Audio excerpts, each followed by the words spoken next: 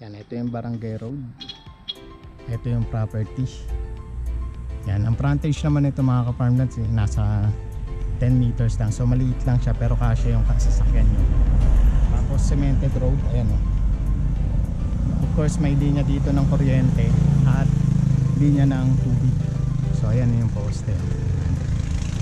So papasukin ko to. Ito yung itsura nya. Ayan, may mangga.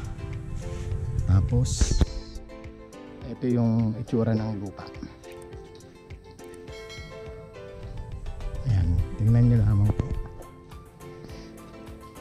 Tapos meron din po ditong ibang mga nakatanim. May bayabas, may cherry, may sampalok. Ayan.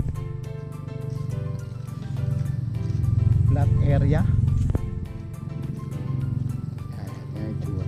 So, masukal lang siya pero maganda po siya dahil flat po. Tsaka malapit po ito sa palengke, hospital, barangay. Accessible po itong lugar nito. Ayan.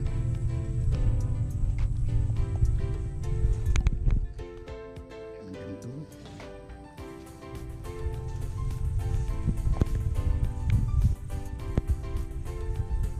Ang itsura ng lupa.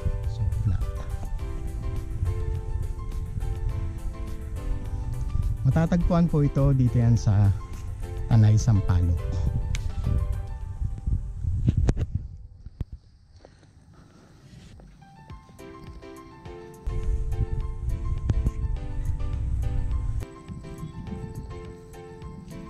Updated din po yung tax.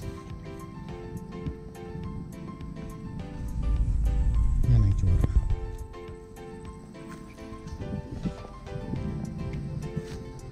So ano pa inaantay ninyo mga ka-farmland, tawag lang kayo sa mga numerong naka-flash dyan sa inyo mga screen at mag-set na po tayo ng inyong mga trip.